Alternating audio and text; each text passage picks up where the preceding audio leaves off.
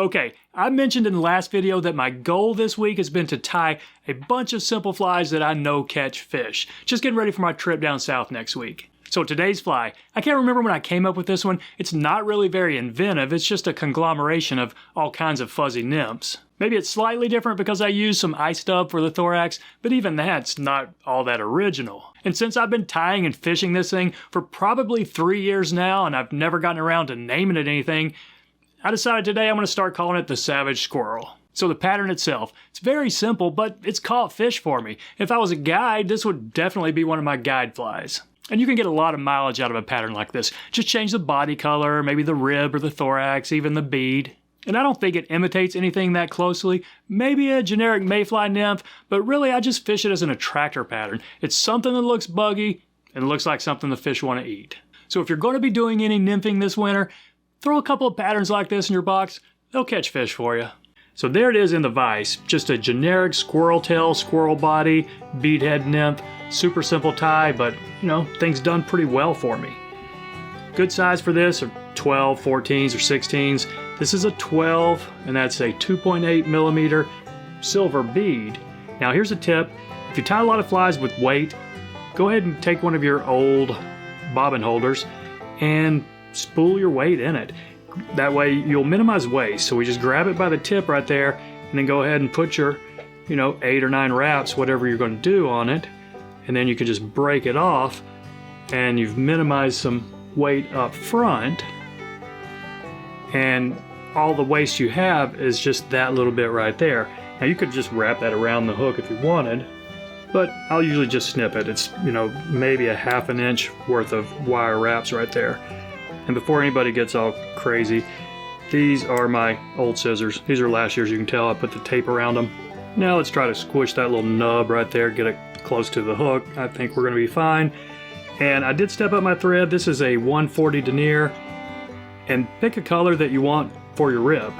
That's splitting up on me, let me tighten that back up. But put it down behind the weight, a couple wraps over it. Now take it back here to where the barb would have been. And don't snip off this tag. I'm going to park it with my magnet right there because that's going to be our rib. And for the tail, just squirrel body hair. I'm using it from a zonker strip. It makes it just a little bit easier to grab. You can, grab the tips and then snip off maybe a little bit less than ½ an inch. And catch this in. So it's not a huge tail, but it's not insignificant either. So let's catch this in right here with a pinch wrap. Take a look at it. Yep, that's about what I want. So we'll go ahead and bury this in. Now let's put some wax on our thread. And the dubbing I use on this, it's just a homemade blend of natural squirrel with a little bit of gray acrylic yarn. Put in my coffee grinder.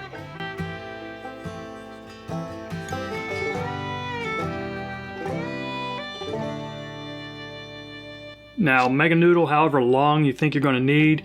On this size 12, I've been needing about 3 or 3.5 inches. We want to just wrap it up to get a little bit behind the bead there. Okay, I probably didn't want to go that far up because we do have a little bit of a thorax, but we'll be fine. So go ahead and take this tag end of your thread and counter wrap it on up. Now I don't know if this does anything for segmentation or adding color, but it certainly makes the fly a little bit more durable.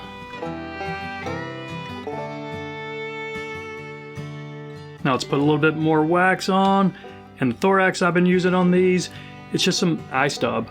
And I like a darker color. This is a black. It's got a little bit of UV in it, almost purple. And I'm going to put it on here pretty thick, but pretty tight.